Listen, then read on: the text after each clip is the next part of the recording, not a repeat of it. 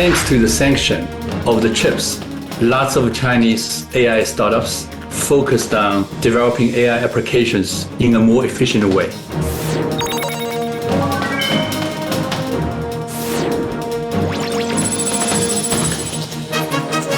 국가대표 최정예 AI팀을 선정하여 대규모 GPU 자원, 연구비 등을 전폭적으로 지원할 계획입니다.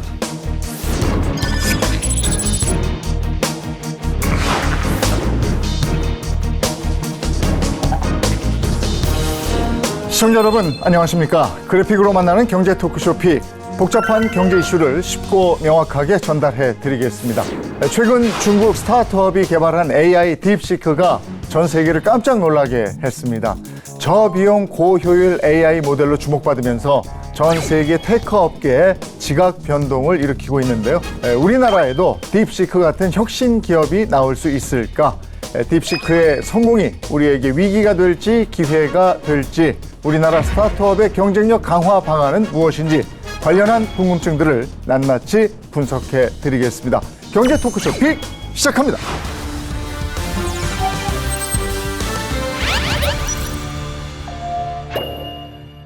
네, 오늘 함께해 주실 분들 소개해 드리겠습니다. 먼저 포항공과대학교 인공지능대학원의 서영주 원장 모셨습니다. 어서 오십시오. 네, 안녕하세요. 서영주입니다. 네, 창업투자회사입니다. 트랜스링크 인베스트먼트의 박희덕 대표 모셨습니다. 네, 반갑습니다. 네. 박희덕입니다. 오늘 이슈를 보다 쉽게 전해줄 길금희 기자도 함께하겠습니다. 어서 오세요. 안녕하세요. 네. 중국의 스타트업이 만든 AI 모델 딥시크가 전 세계를 깜짝 놀래켰습니다. 먼저 이 특징이 뭔지 그거부터 알고 갈까요? 네, 중국의 스타트업이 만든 딥시크가 전 세계에 충격을 준 이유는 이 빅테크보다 저비용 고성능의 AI 모델을 개발했다는 겁니다. 중국의 한 경제 매체에 따르면 챗 GPT 개발사인 오픈 AI는 연구원만 1,200명에 달하는 것과 다르게 이 딥시크의 연구 개발 인력은 139명에 그쳤고요.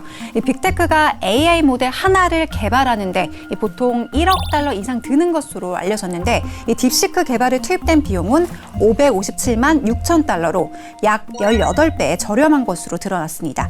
그런데도 이 딥시크는 각종 성능 테스트에서 지난해 12월 출시된 오픈 AI O1에 근접하는 성과를 낸 건데요.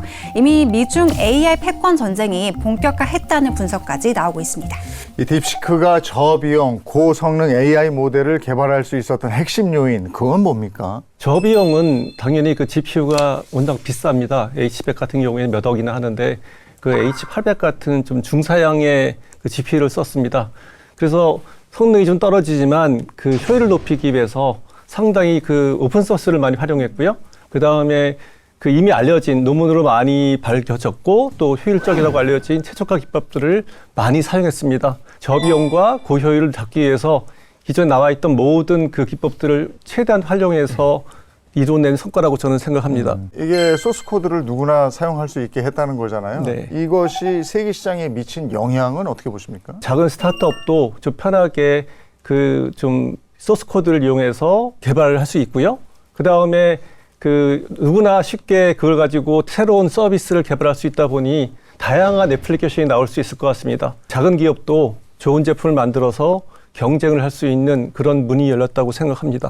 그러면 기존에 AI를 선도했던 기업들은 좀 언짢을 수도 있잖아요. 기본적으로 실리콘밸리 생태계, 특히 AI를 선도하고 있는 실리콘밸리 대기업들은 오픈과 클로즈를 반복하면서 디지털 생태계를 발전시켜 왔다는 것을 주목해야 합니다. 특히 애플이나 구글이나 페이스북, 아마존, 엔비디아 등은 실리콘밸리 스타트업 시절에 혁신적인 오픈 시스템을 통해서 기존 생태계의 파괴적 혁신과 변화를 만들어냈고요. 그러한 결과가 오늘날 세계 10대 기업 중에 대부분의 기업들이 실리콘밸리 태생 기업이 만들어졌다는 측면이 되게 중요합니다.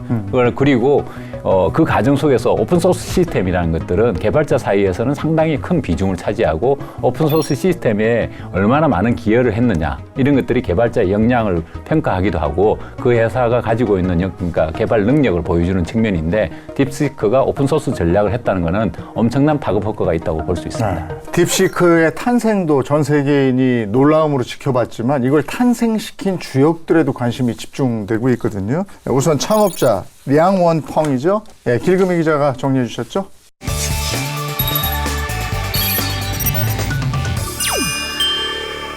인공지능이 리드하는 전 세계 일상. 이 일상에서 주목받고 있는 한 남자가 있습니다. 바로 딥시크의 창업자인 량원펑입니다. 고작 41세의 나이로 세계를 제패한 량원펑은 대학을 졸업 후 흔히 꿈꾸는 대기업에 들어가는 대신 중국 청도의 한 저렴한 임대주택으로 들어가 AI에 대한 연구의 길을 걷기 시작합니다. 하지만 초반 6년간의 연구에서 량원펑은 좀처럼 큰 성과를 내진 못했는데요. 량원펑은 당시 가장 복잡한 분야로 여겨진 금융의 도전장을 내밀게 됩니다. 하이플라이어, 우리말로 환팡 퀀트란 곳을 세우게 되는데요.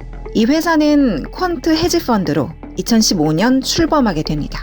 근데 이 시기는 중국 주식이 폭락했던 시기였죠. 하지만 량원펑의 고빈도 퀀트 매매 전략은 오히려 이런 상황에서 훌륭한 성과를 거두게 됩니다. 그리고 2016년 환팡에서는 퀀트 전략을 위한 첫 AI 모델을 출시합니다. 2017년에는 환팡의 거의 모든 퀀트 전략이 인공지능식 계산을 활용하기 시작했고 2019년에는 2억 위안을 투자해 딥러닝 훈련 프로그램을 개발했습니다. 이 당시 34세의 량원펑은 운영자금이 100억 위안, 하나로 2조 정도 됐습니다.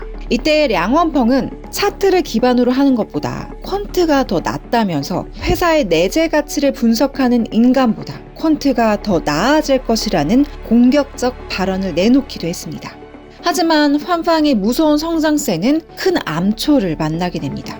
2021년 정부는 퀀트 헤지펀드의 고빈도 트레이딩 및 공매도에 대한 단속 강화에 나섭니다. 량원펑의 돌파 도구는 뭐였을까요? 바로 GPU 투자를 통한 인공지능 모델을 연구하는 것이었습니다. 금융시장에서의 한계를 맛본 량원펑은 AI로 눈을 돌린 건데요. 그리고 2023년 38세의 량원펑은 드디어 혁신의 딥시크를 만들게 됩니다.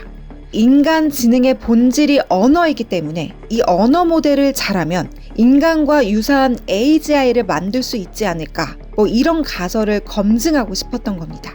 그리고 불과 1년 만에 량원펑 사단은 결국 새로운 성과를 세상 밖으로 공개합니다. 우리가 알고 있는 바로 그 모델이 나오게 된 건데요. 중국의 작은 스타트업은 이때부터 새로운 신화를 써내려갑니다. 챗 GPT가 2달 만에 사용자 1억 명을 불러와 신드롬을 일으켰는데 딥시크는 단 일주일 만에 1억 명을 돌파하는 쾌거를 올립니다. 인공지능 업계에 새로운 역사를 펴낸 량원펑의 무섭도록 강한 의지력과 지혜, 현대를 살아가는 우리에게도 꼭 필요한 인생의 자양분이 아닐까 싶습니다. 그리고 또 하나 놀란 게 이 창업자뿐이 아니고 개발자 대부분이 국내파다, 이런 것 때문에 더 놀랐어요. 딥시크를 만든 스타트업이 돋보이는 특징, 이 특징은 이 창업자 량원펑을 비롯한 구성원 대다수가 이 중국에서 공부한 국내파 출신이라는 점입니다. 경향신문이 딥시크 개발진의 양력을 조사한 결과 약 92%가 현지 대학에서 학위를 마친 것으로 확인됐는데요. 우선 베이징대 출신이 21명으로 제일 많았습니다. 이 베이징대는 국가 전체의 이 AI 전략을 지원하는 이 플랫폼 역할을 제대로 하고 있는 것으로 알려져 있는데요. 이 다음으로는 칭화대 출신이 7명으로 2위를 차지했는데 이 중국 AI 4대 호랑이에 속하는 스타트업 이 문샥과 즈푸 창립자 역시 이 대학을 졸업한 것으로 알려지고 있습니다. 또 이 마이크로소프트 부설 연구기관인 마이크로소프트 리서치 아시아 출신이 11명으로 이 5분의 1 정도를 차지한 점도 흥미로운데요. 이 마이크로소프트 리서치 아시아는 빌 게이츠가 이 중국의 막대한 인재풀을 활용하겠다면서 1998년 베이징에 설립한 연구소인데요. 이 딥시크 개발진 중 10명이 이곳에 인턴십 과정을 거쳤고 이 수석 연구원 출신도 있어 이 적지 않은 숫자가 MS 인맥으로 얽혀 있기도 합니다. 중국이 이렇게 AI 인재들을 키워낼 수 있었던 배경은 어떻게 보십니까? 미래 인공지능 인력을 양성하기 위해서 중국 정부가 준비를 철저히 했습니다. 2017년에 중국 정부가 그 차세대 인공지능 발전 계획을 세워서 그 대학마다 인공지능 관련된 학과를 만들고 그다음에 연구소, 연구센터들을 아주 많이 설립했습니다. 최근에 통계를 보면 더욱 놀라운데요. 그 매크로폴로라고 하는 유명한 그 보고서가 있습니다. 전 세계 글로벌한 인공지능 인재의 거의 47%가 중국에 있는 대학에서 배출된 인재라고 통계가 나왔습니다. 네. 대학 랭킹도 매겼는데 하버드 대학이 1등이고요. 아주 이공계로 유명한 MIT가 10등을 했고요. 2등부터 9등까지는 다 중국 대학입니다. 중국은 여기서 만족하지 못하고 2030년까지 200만 명의 그 인재를 양성하겠다고 목표를 세웠는데 그 사람들이 만든 그 수요는 600만 명입니다. 그래서 아직 모자르다고 생각을 해서 지속적인 투자와 연구소 설립, 대학과의 교류 이런 것들을 꾸준히 유지하고 있습니다. 사실 중국 정부의 어떤 지원 정책도 상당히 중요합니다만 중국 특유의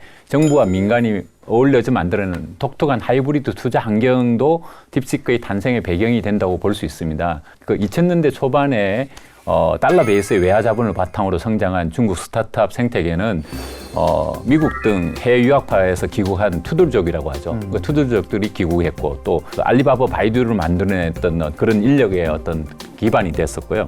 또 그러니까 실리콘밸리 같이 유연한 조직 문화, 평가 문화를 가지고 있던 알리바바 같은 회사들 그리고 2007년, 7, 8년 정도 되면은 해외 정치에 상장되어 있는 중국계 회사들이 200군데가 넘습니다. 거기에 상장된 성공한 경험들 이런 부분들이 만든 창업가 정신들이 성공에 대한 확신을 가지고 실패를 두려워하지 않고 새로운 기술 및 아이디어를 적극적으로 사업에 적용하는 개방적인 태도를 가지고 된 배경입니다. 우리나라는 초등학교 4학년 때부터 의대반이 있는데 네.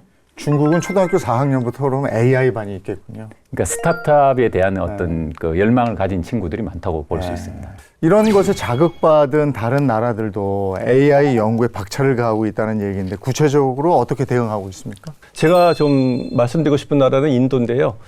혹시 그 인도가 어떤 나라인지 잘 아실 것 같은데 원래 IT의 대표적인 나라입니다. 참고로 지금 구글의 CEO, 마이크로소프트의 CEO, 그다음에 그 IBM, 트위터 이런 쪽에 좀 CEO들이 다 인도계입니다.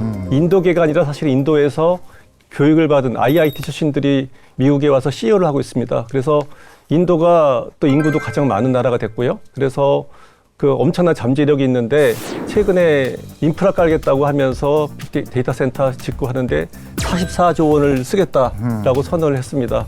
따라서 인도도 저희가 지켜봐야 될 되게 그 잠재력이 있는 나라라고 생각합니다. 그러면 여기서 우리나라를 한번 들여다봐야죠. 현재 우리나라의 AI 환경 수준 어느 정도입니까? 영국 언론기관인 토터스 미디어의 2024년 글로벌 AI 지수에 따르면요, 이 전 세계 83개국 가운데 1위와 2위는 이 미국과 중국으로 양강 구도를 형성 중인 상황이고요. 우리나라는 종합 6위를 차지했습니다. 상위권에 있긴 하지만 이 세부적으로 살펴보게 되면요, 인재와 운영 환경, 연구 등의 측면에선 낙제점인 것으로 드러났는데요. 즉 다른 국가들과 비교해 AI 과학자와 연구 출판물 숫자가 적고 이 AI 입법이 늦으면서 또 민간 AI 투자 수준도 떨어진다는 설명입니다. 자, 우린 지금 이런 실정입니다. 그런데 우리가 이제 오픈 스타트업들이 내놓은 오픈 소스를 이용해서 연구 개발에 박차를 가하면 시장에서 경쟁력을 어느 정도 확보할 수 있을 것인가 이게 궁금해지거든요. 한국이 가지고 있는 강점이 그러니까 탄탄한 산업 기반에서 발달되어 왔던 제조업 경쟁력이라든지 또 음악이라든지 영화, 그 글로벌 수준에 있는 게임, 뭐 뷰티 산업이라든지 또 새롭게 뜨고 있는 K-푸드 이런 쪽은 상당한 경쟁력을 가지고 있다고 볼 수 있습니다. 더군다나 그런 컨텐츠를 소비하는 어떤 IT 경험적을 바탕으로 하는 어떤 향후의 vertical AI라고 하는데 이런 분야의 모델이 개발이 응용 모델이 개발할 가능할 것으로 보고 있고요. 무엇보다 근데 문제인 거는 그러니까 우리가 가지고 있는 독특한 기업 환경인데 그러니까 실리콘밸리 같은 경우는 오픈과 공유라는 어떤 독특한 그 배경을 바탕으로 실리콘밸리 기업들이 성장을 해왔는데 한국은 경쟁 환경에서 IP 위주의 어떤 그러니까 보호 위주의 어떤 성장 정책을 해왔기 때문에 이러한 것들이 글로벌 생태 환경에서는 한국 기업들이 좀 더 글로벌로 성장하기 위해서는 그런 오픈 소스 환경에 좀 익숙해져야 되는 부분이라고 할 수 있습니다. 그러니까 최근 들어서는 많은 한국 스타트업 기업들이 사스 형태의 솔루션들을 개발해서 글로벌 진출을 시도하고 있는 이런 점들은 상당히 고무적인 측면이라고 할 수 있습니다. 네. 근데 우리나라는 아직 인식이 스타트업 기업이라고 그러면 그냥 중소기업 아니면 뭐 거의 간의 수공업 정도 생각하는 분위기가 있어요. 그 AI 스타트업의 환경 지금 현 주소가 어떻습니까? 그 14개 국가에 대해서 그 스타트업의 환경 그 어떻게 좋은지 랭킹을 매겼는데 14개국 중에 저희 나라가 13등을 했습니다.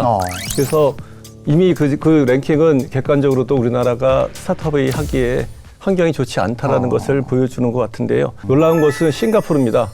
싱가포르는 이미 이 인공지능 쪽에 되게 선진국으로 알려져 있는데 인구가 600만이 안 되거든요. 그런데 그 평가 지표에서 다른 그 점수를 많이 잃었음에도 불구하고 2등을 했습니다. 1등과 거의 2점도 차이도 나지 않습니다. 그래서 거의 근사한 2등을 했는데 그 이유가 가장 점수를 많이 받은 게 그 인프라 지원인과 금융 지원 이게 압도적인 점수를 얻었습니다. 그러니까 싱가포르 같은 그런 작은 나라는 결국 정부가 인프라를 좀 많이 지원하고 금융 혜택을 좀 지원을 많이 하면서 그걸 극복한 것 같습니다. 스타트업이 글로벌리 성공하기 위해서는 무엇보다도 투자업계의 질적 성장이 가장 중요한 것 같습니다.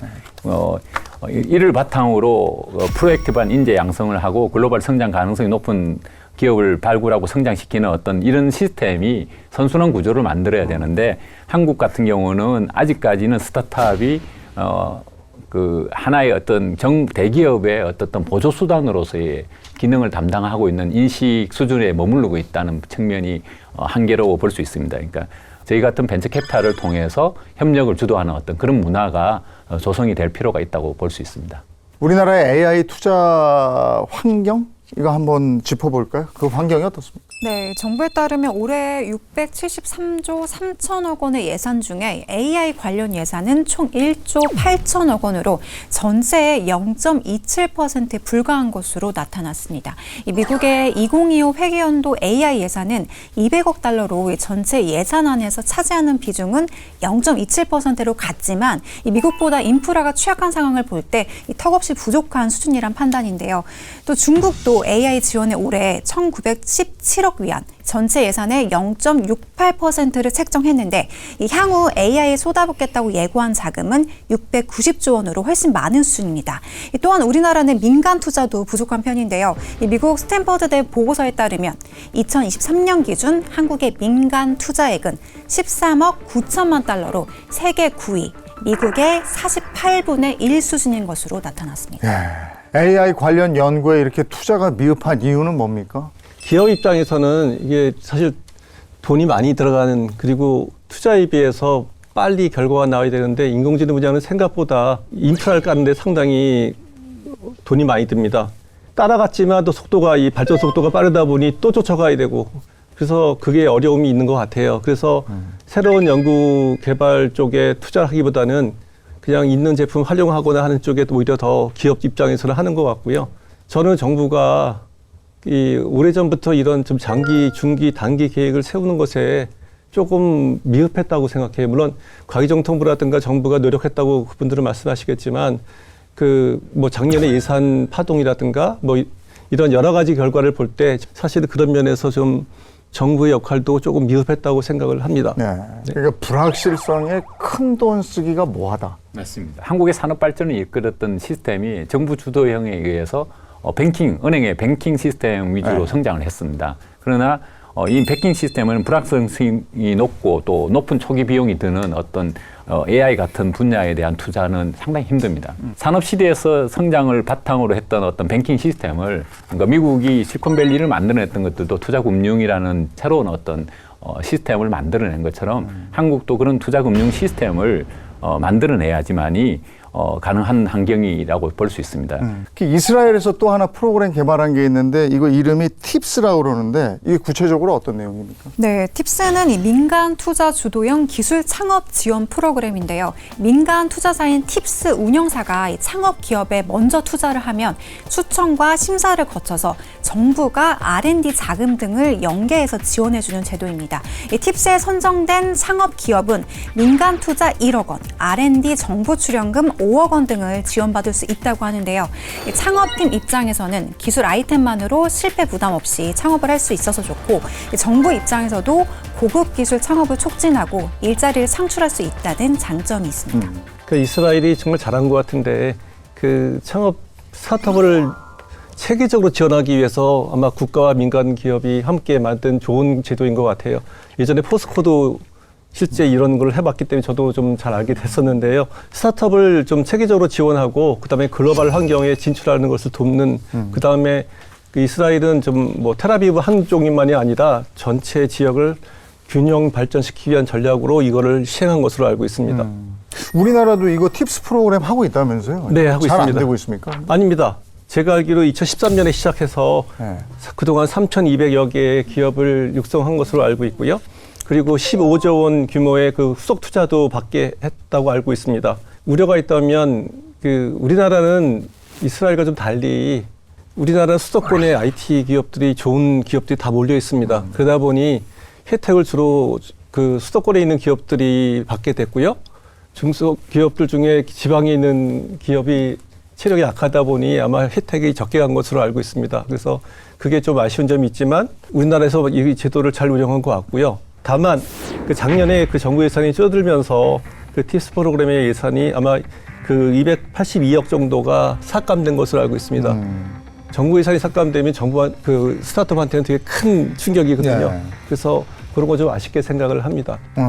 정부가 AI 스타트업 육성 관련 법안 발의하고 뭐 이랬다고 들었는데 그건 어떻게 돼 있습니까?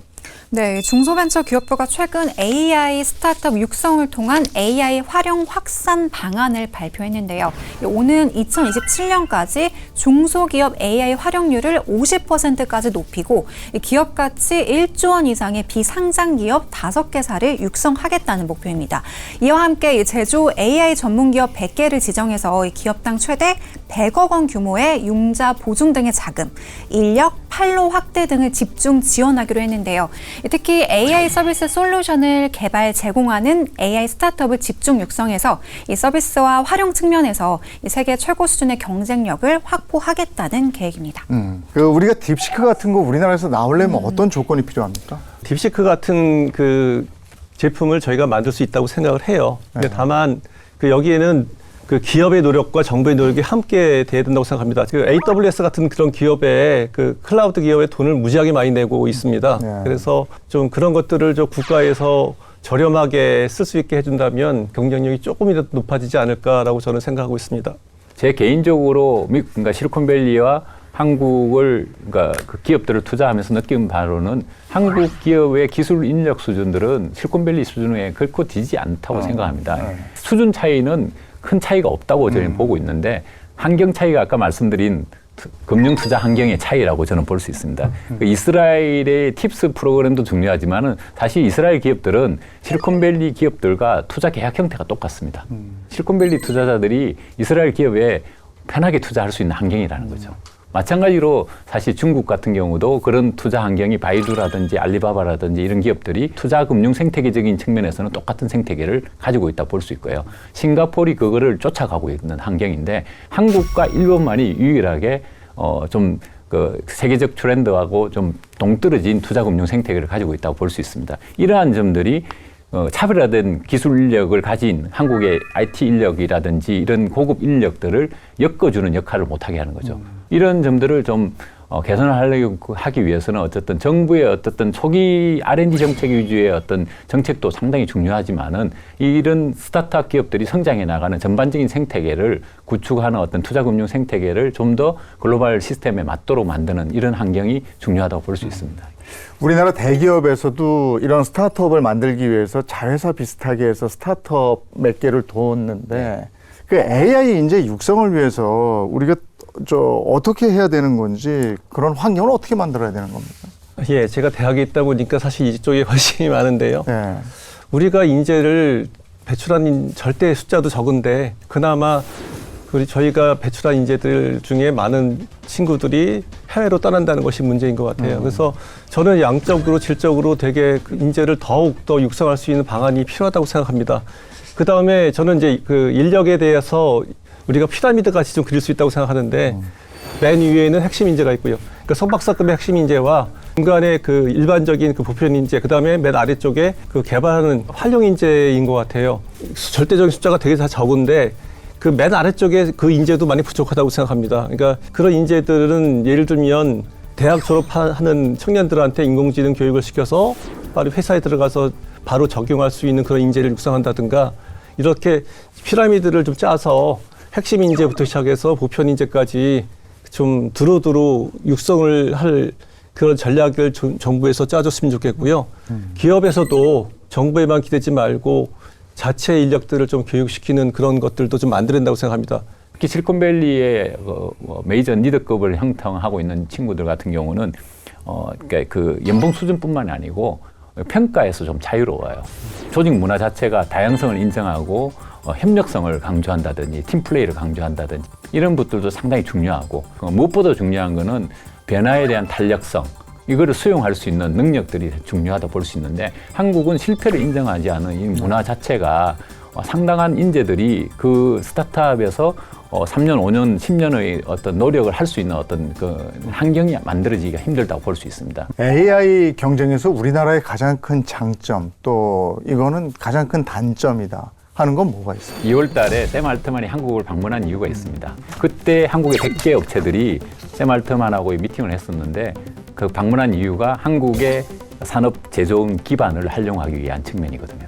탄탄한 산업 제조업 기반이 샘 알트만도 더 큰 성장을 위해서 오픈 AI도 필요한 거죠. 그 부분이 아마 가장 큰 장점이라고 볼 수 있을 것 같고요. 또 하나 있다면은 한국이 누리고 있는 커머디티 삶을 누리고 있는 그 서비스의 질 이런 측면들이 글로벌 수준의 경쟁력을 가지고 있다고 봅니다. 이러한 어플리케이션을 소비할 수 있는 수준에 있는 한국의 IT적 삶이 상당히 중요한 어떤 강점을 가지고 있다고 볼 수 있고요. 약점이라고 보면은 그런 환경을 현실화시켜내는 리더급 고급 인재가 조금 부족하다고 이렇게 볼 수 있을 것 같습니다. 일단 중요한 건 처우 아니겠어요? 돈인데 들어가서 한 2년 만에 연봉이 우리 돈으로 한 5억 되더라고요. 네, 맞아요. 아니 이런데 여기에 그냥 한국에 있어라고 해서 있겠냔 말이에요. 이런 인재들이. 맞습니다. 이게 실리콘밸리 기업들이 이제 사실 그러니까 대졸 수준들이 10만 불에서 15만 불을 넘어서는 게 몇 년 됐거든요. 한국에서는 사실 개발자의 연봉 수준이 오히려 다른 직군에 비해서 오히려 더 네. 평균적으로 떨어지는 이런 현상들은 많은 인재들이 그쪽 그 개발자 또는 또 이렇게 핵심 리더급 인재로 성장하기에는 한계가 있다고 볼 수 있고요. 특히 리더급에 가지는 어떤 차별적 인재를 확보하는 데는 많은 차이가 있다고 봅니다. 오늘 여기서 얘기할 때 AI 생태계 얘기하면서 가장 많이 나왔던 얘기가 정부의 뒷받침이 있어야 한다 이런 말씀이셨어요. 정부가 가장 우선적으로 추진해야 될 정책은 뭐가 있겠습니까? 작년에 제가 오픈 AI를 그 산업은행 회장님하고 같이 방문했던 이유도 한국의 어떤 소버린 AI, 한국만의 어떤 클라우드 센터, AI 클라우드 센터를 맞추기 위한 어떤 노력의 일환으로서 스타트업이 사업화에 적용하는 이런 시스템적인 접근이 좀 필요한 시점이라고 볼 수 있습니다. 통계에 나와 있지 않습니다. 왜냐하면 뭐 중국 기업이 그걸 알려주지 않으니까. 근데 우리나라에도 GPU 개수를 확인할 수 있는 방법은 없으니까. 전해지는 말로는 우리나라의 GPU, 고성능 GPU를 다 합쳐도 그 중국의 알리바바가 갖고 있는 GPU의 개수에 택도 없이 부족하다. 그러니까 우리나라 전체 GPU가 중국의 하나의 기업만도 갖추지 못했다라고 하는 것은 충격적입니다. 하지만 이제 다행히도 뉴스를 보니까 뭐 GPU 10,000개를 좀 정부가 구매해서 이런 인프라를 갖추겠다고 뉴스가 나왔더라고요. 늦었지만 환영을 하고요. 인공지능은 장치 산업이거든요. GPU 장비를 좀 선제적으로 많이 지금이라도 확보해서 그 어려운 기업들, 그 다음에 대학의 연구자들이 좀 쓸 수 있게 해준다면 상당히 경쟁력 있게 좀 우리나라가 나갈 수 있을 것 같아요. 그리고 두 번째는 계획을 세우되 그 과감한 투자를 했으면 좋겠어요. 만약에 마라톤에서 앞에 있는 선수를 제끼려면 그 선수도 뛰고 있거든요. 그러면 더 열심히 뛰는 방법밖에 없는데 우리가 그 3위를 목표로 하고 있다고 좀 정부에서는 발표를 했습니다. 그러니까 미국과 중국이 압도적인 1, 2위이기 때문에 우리는 한 6위 정도 한다고 알려져 있는데요. 그 3위 정도까지 하려면 쉬운 일이 아니거든요.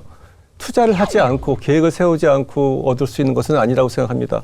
그래서 좀 국가가 정부가 조금 더 좀 신경을 써서 그 정책을 세우고 투자를 많이 해주시면 아마 열심히 하는 우리 학자들 그다음에 기업에서 더 잘할 것 같습니다.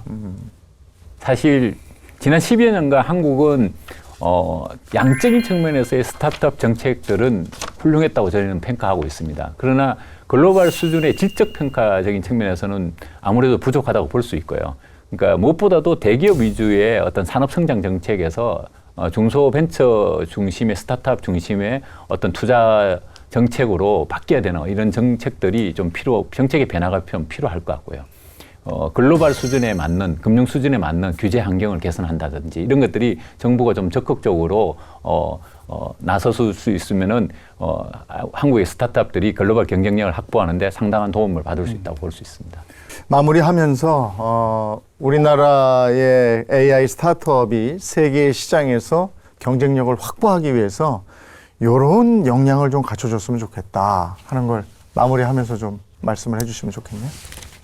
미국 같은 경우는 그러니까 그 과거 산업화 시대 때 뉴욕 중심적으로 동부 중심적으로 성장이 있어 왔고 자발적인 실리콘밸리 중심의 자발적인 기업가들의 어떤 혁신 시스템을 만들어냈다고 볼 수 있는데 그런 것들을 위해서는 무엇보다도 그 인재에 대한 시각이 바뀌어야 되고요. 다양성에 대한 평가, 실패에 대한 두려움 이런 것들을 민간 섹터에서 극복할 수 있는 다양한 어떤 시스템적인 환경 변화가 좀 필요할 것 같습니다.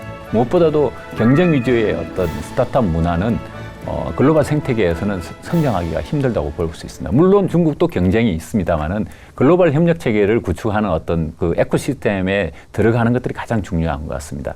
협력을 존중하고 또 그러한 협력을 바탕으로 해서 오픈하고 공유하는 어떤 실리콘밸리 문화를 한국의 스타트업 경쟁력의 어떤 원천으로 삼는다고 하면은 그러한 부분들이 글로벌 생태계에서 한국 스타트업들이 기여를 하고 글로벌리 성장하는 어떤 배경이 되지 않을까 이런 생각을 해봅니다. 네. 정부 지원에만 기대지 말고 스스로 기술 혁신에 앞장서야 될 거라고 생각합니다. 돈 되는 사업만이 아니라 정말로 기술적으로 우리 회사가 최고다라고 할 수 있는 뭐 하나를 딱 하나만이라도 그걸 갖고 있어야 된다고 생각하고요.